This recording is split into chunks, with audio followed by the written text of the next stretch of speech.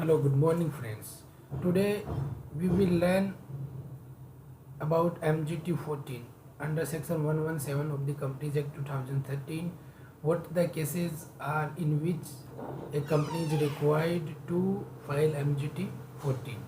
So, without wasting time, I am taking to 117 section.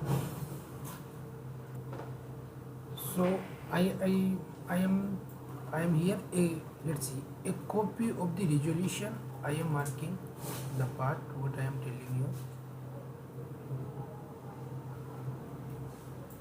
A copy of the resolution of any agreement in respect of matter specified subsection 3 together with the explanatory statement under section 102 of the Companies Act 2013. मतलब चाहे copy एक resolution pass करो या एक agreement पास करो, तो आप दोनों की आपको कॉपी है वो MGT 14 में अटैच करनी है और ROC को फाइल करनी है। ये सबसेक्शन 2 में पेनल्टी दी गई है, इसकी अपन बाद में बात करेंगे। सीधा सबसेक्शन 3 पे आ जाओ।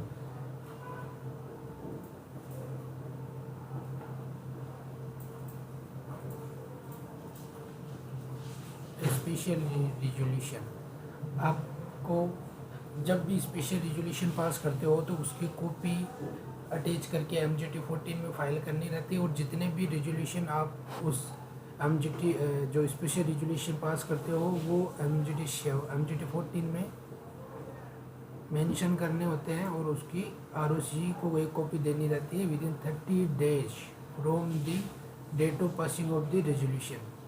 जैसे कि आज आपने 1 तारीख को रेजोल्यूशन पास किया है तो 30 डेज के भीतर मतलब आज 1 जून है तो 30 जून तक आपको ROC को कॉपी देनी पड़ेगी। सेकेंड चीज, रेजोल्यूशन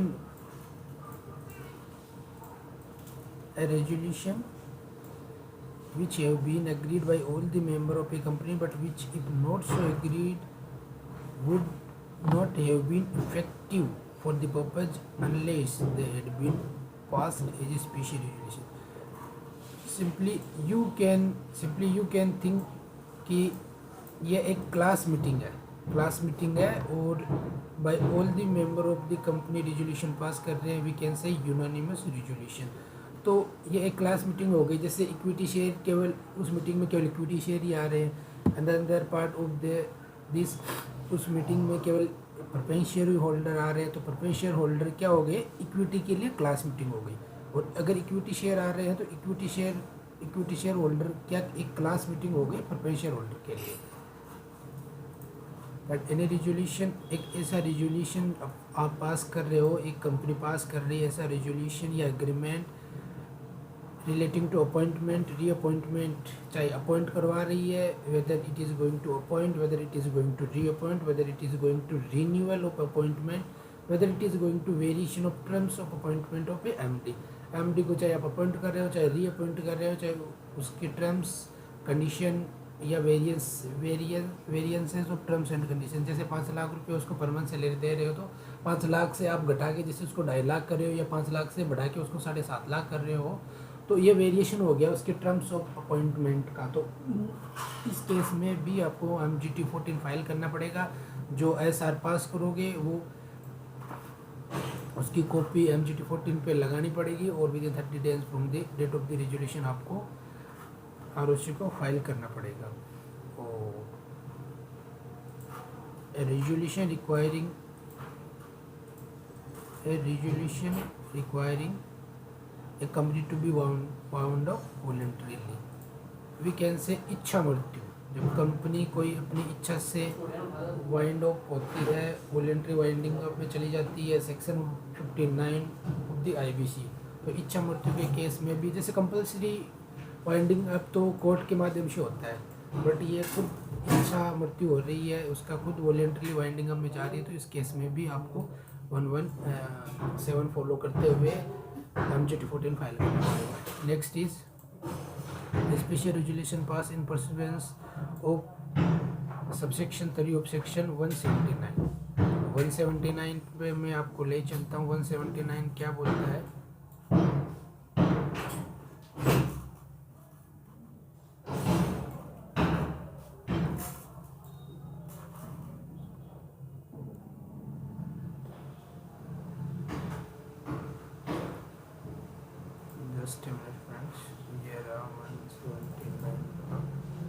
power of board.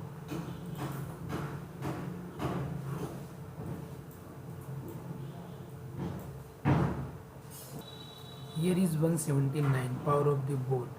यह पावर केवल बोर्ड के द्वारा एक्सरसाइज किए जाएंगे by passing B R at the board meeting. और आपको पता है, do you know friends, how a resolution pass in board meeting. जैसे 5 डायरेक्टर है तो 5 में से जैसे 3 डायरेक्टर ने हाँ यस कर दिया कोई भी रेजोल्यूशन पास करने के लिए, भाई we are ready to pass the resolution, we give our consent in favour of the resolution, तो वो रेजोल्यूशन पास माना जाएगा. मतलब मेजोरिटी के द्वारा बी आर पास किया जाता है. 10 डायरेक्टर में से जैसे 6 डायरेक्टर कंसेंट दे रहे हैं फेवर में, 4 अन फेवर में दे रहे हैं, तो वो रेजोल्यूशन पास माना जाएगा. जैसे 10 डायरेक्टर में से 7 ने अन फेवर में दे दिया तो वो पास नहीं माना जाएगा. तो इसके अंतर्गत आपको MGT 14 भी फाइल करना पड़ेगा. You can see, you can read this part. The board of the director of the company shall be entitled to exercise all such power and to do such act and things as may be as the company authorized exercise to do, provided that existing such power of doing. ये कुछ नहीं important नहीं है. Provision contain in the behalf of memorandum of article of association regulation provided. नहीं ये कुछ नहीं. आप यहाँ से देखिए सीधे से और रेगुलेशन में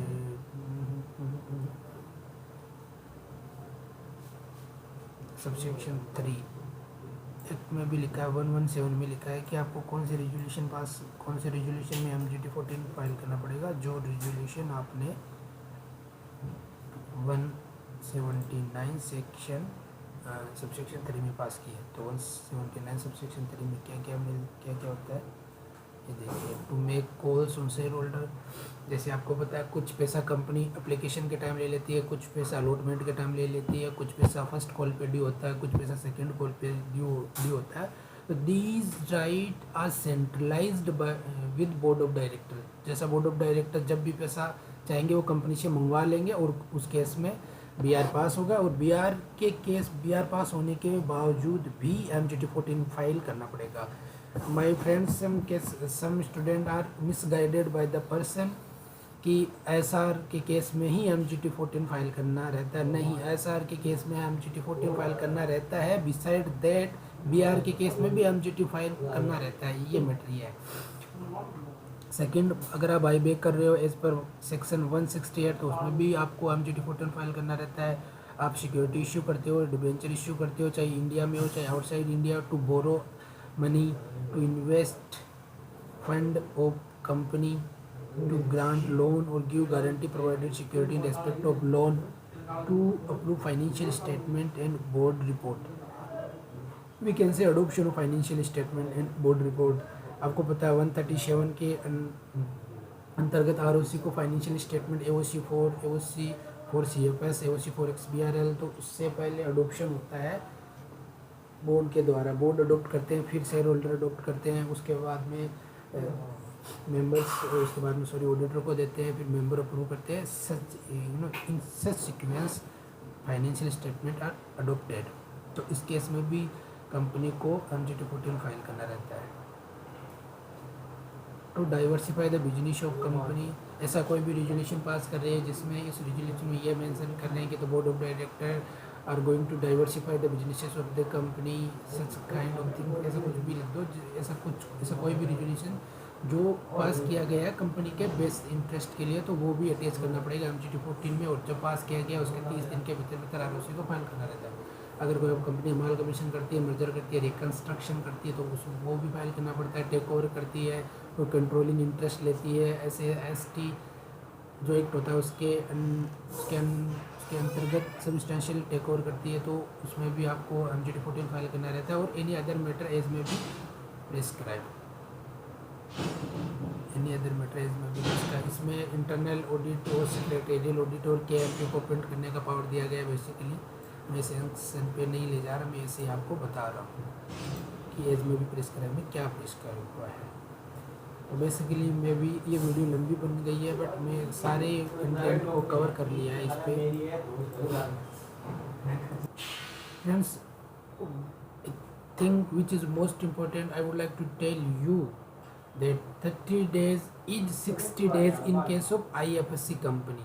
IFSC कंपनी अगर ये रेजोल्यूशन पास करेगी तो उसको MGT 14 30 डेज के बजाय 60 days from the passing of resolution date, तो 30 दिन के बजाय 60 दिन के अंतर्गत उसको ROC को MGT 14 अटैच करके फाइल करना पड़ेगा। Again I am repeating, in case of IFC public company the 30 days is replace is substituted by 60 days. And second thing, जो रेजोल्यूशन अपन सबसेक्शन 3 सेक्शन 179 में पास कर रहे थे, MGT 14 फाइल कर रहे थे ROC को, वो प्राइवेट कंपनी के केस में फाइल नहीं करना रहता है। से अगर प्राइवेट कंपनी कोई ऐसा रेजोल्यूशन पास कर रही है जो 179 में लिखा रहता है सबसेक्शन 3 में, सपोज ये matter, these matter if a private company pass in its board meeting, so private company is not required to file MGT 40 to ROC, न तो उसे 30 दिन में फाइल करना पड़ेगा, न उसे 60 दिन में। मीन्स टू से it is wholly exempted। But 1117 में जो रेजोल्यूशन पास किए हैं वो तो प्राइवेट कंपनी को अभी भी फाइल करने पड़ेंगे। This is the most thing which is very very important. Exemption केवल प्राइवेट कंपनी को 179 सबसेक्शन 3 में जो रेजोल्यूशन पास कर रहे हैं उसी के केस में मिल सकती है। बट चाहे प्राइवेट कंपनी हो, चाहे पब्लिक कंपनी हो, चाहे कोई सी कंपनी हो, उसको 117 में जो रेजोल्यूशन पास करेगी वो तो उसको MGT 14 तो फाइल करना ही पड़ेगा। SR पास करेगी तो करना पड़ेगा, या कोई क्लास मीटिंग के थ्रू कोई रेजोल्यूशन पास करेगा तो उसमें भी MGT 14 फाइल करना पड़ेगा। कोई एग्रीमेंट कर रही है, रेजोल्यूशन पास कर रही है, MD को appoint reappoint terms of variation of condition, ये मैं पहले बता चुका हूँ। और क्लास मीटिंग हो गया, ये MD वाला रेजोल्यूशन हो गया।